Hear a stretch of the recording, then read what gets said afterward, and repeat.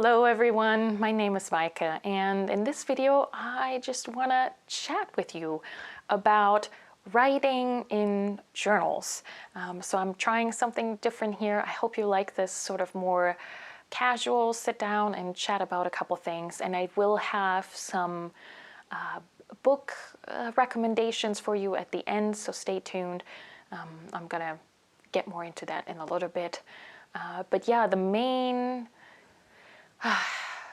inspiration, I guess, for this video is that in the last couple weeks I've been going through a couple of my older journals. So for one, I did a video about my favorite journal spreads from 2022, and then I also did a flip-through video of some of my older illustrated journals. And something that I've realized is that either I have been not including enough writing to give context to some of my journal entries, especially if they are more illustrated journaling entries. And then on the other hand, if I do include writing, it's sort of become a little lackluster, I would say.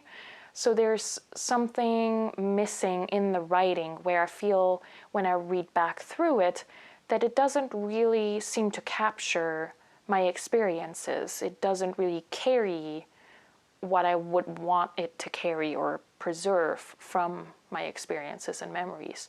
And so that's a little sad. And so I want to change that.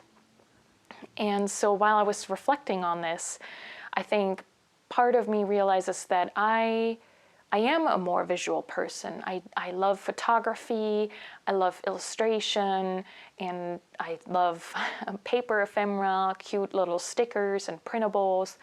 And so I think my primary mode of making sense of the world or doing anything that's in the form of memory keeping, it is visual primarily. So that's one thing. And then I think the other thing is that it's a sort of a sad realization maybe, but I always thought that my life isn't interesting enough to write a whole entry every day in the typical diary kind of way. So to say, here's what I did that day. And if I thought about maybe keeping up an A5 Hobonichi where there's an A5 page for every single day, then I would feel like I would struggle with, filling that up every day. I don't have kids. I work from home for my own business. So there's not a lot of things happening. There's not like big events like that usually. And I love my life that way. There's no lack there. It's just that the typical form of writing a diary doesn't seem to really inspire me. It seems daunting. And it's just not, I don't think that I experience life that way in the sort of like big events and plot points. And so now what I have started this year is to keep a 5-year journal, and we are now 19 days into the year, and so far I've kept up with it and find this very rewarding. And these entries are more of a Dear Diary, here's what I did that day entries, but it's just a short paragraph, a couple sentences, and that seems to be very doable, and I find it very calming to sit down every night or in the morning and think through my day and pick out what stood out to me, what do I want to remember from this day. And what I've also noticed is that thinking through the day and then having to condense it down to this paragraph, I do find the little snippets of the day that I want to extrapolate into a different journal and make into a bigger piece, making into an illustrated journal entry, because I feel like they need more space, both visually, but also in terms of how important I think that memory is. So this is one form of writing that I've already adapted that seems to be working very well and seems to inspire me even to, sort of, it spills over into other journals. So that's really exciting, and I think this is going to be very rewarding.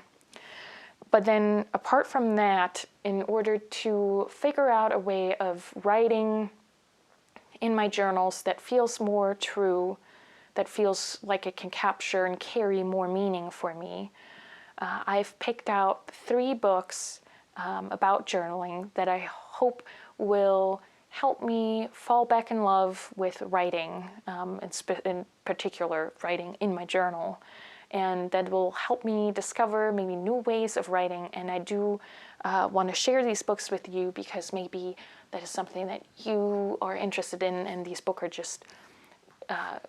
are just great, and so I want to share these with you, and maybe you find some inspiration and want to pick one of these up yourself. So let's take a look. First up is Little Stories of Your Life by Laura Pashby. I was introduced to this book through Pages of Love and Life, who shared it on her Instagram stories, and I'm so glad she did because this book is absolutely gorgeous and so calming to read.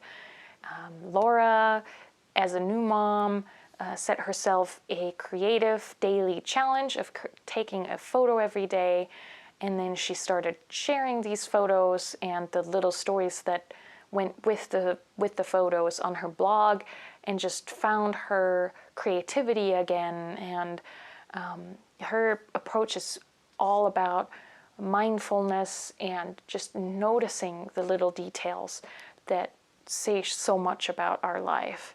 And I found her approach to noticing the little details and little stories very inspiring, and I think I can very much relate to the sense of that sometimes it's the small things that are most meaningful, and it's just something that helps me, or is helping me, shift my perspective on what writing in my journal can look like, so that I don't have to feel like I have to encapsulate my whole life or the entire day in my writing. I can just make a detailed account of something small, and that will help me remember also who I was at a particular moment in time.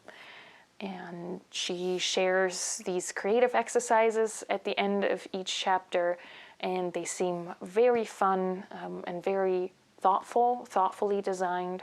And so I'm definitely gonna give those a go. And overall, I think one of the quotes that encapsulates the best what this book is about is, little stories can seem like nothing, but they mean everything. Next is Leaving a Trace by Alexandra Johnson. I found this book at my local library and I kept renewing it, so I finally bought myself a used copy, and I kind of want to give it a new cover because this looks a little worse for wear, and this book is so good it deserves a beautiful cover. So much practical information, inspiring quotes, both from famous journal keepers like Virginia Woolf and Catherine Mansfield, as well as just your average Jane and Joe that Johnson meets in her journaling workshops. And I think one of the main benefits of this book is that Johnson talks to the daunting task of starting a journal and keeping at it, and she, I think, accurately pinpoints the problem is that most people have this notion of what a journal should look like and how often you should write in it, and often we pick journal or a form of journal keeping that doesn't really align with our creative identity. And so she highlights different forms of keeping a journal and helps the reader pick one that fits their personality and their creativity, because once you find a good fit, it's very easy to keep up. And she aptly calls this practical inspiration. And I want to read you a quote from the book that very much encapsulates what the whole book is about. So the quote reads, "A journal is how memory and meaning finally meet, finding a core image that begins to unlock important connections in a life. But to get there, consider 5 important practical suggestions woven throughout this book. Suspend any notion of what a journal should look like or how often it should be written in. Write as if to the one friend you'd never betray. It may be yourself or, like Anna Frank, an ideal imagined reader. Go between multiple journals to spur productivity. In time, give each new journal a specific purpose. Play, letting each page be a process first, each entry like a Polaroid, easily taken, easily discarded, yet telling you what to do next." So yeah, I can only highly recommend this book. Every time I read in this, I want to pick up a pen and immediately start writing. And I just think this is great, and probably one of my favorite books on journaling out there. The last book I want to mention is a German creative writing book.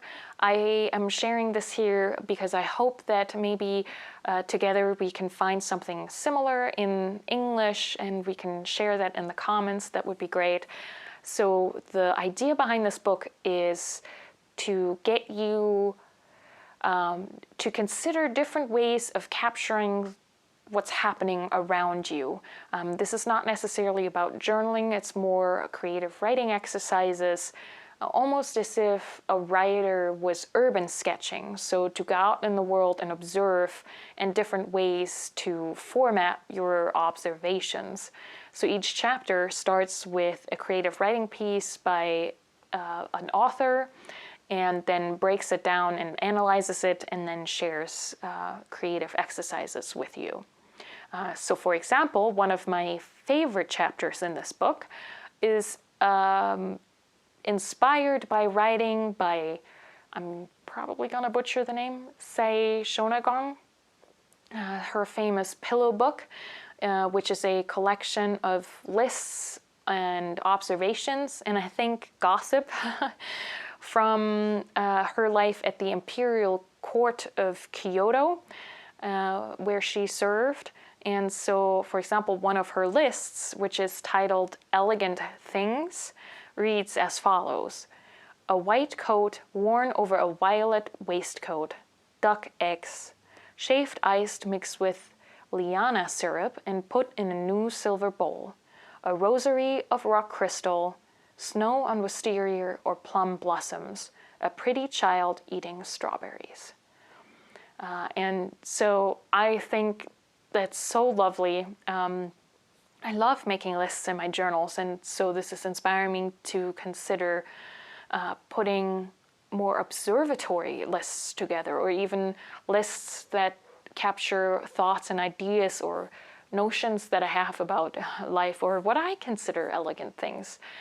So yeah, this book is full of these kinds of exercises and examples, and yeah, I'm hoping that we can find a English equivalent to this.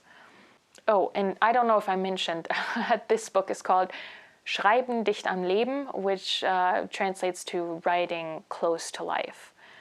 Yeah, so again, this idea of creative writing as if you were an urban sketcher almost. Yeah, so I'm definitely feeling inspired by these books, and I can't wait to to get into all the creative exercises and just play around, see what feels natural and what I want to continue doing in my journals. I hope that you enjoyed this video, that you found some inspiration in this. Let me know in the comments below how you feel about your writing in your journals. Do you feel like you have found a way that suits you? Are you excited to maybe play and try some different things? I'd love to chat with you in the comments. Thanks so much for sharing this time with me. And until next time, happy journaling.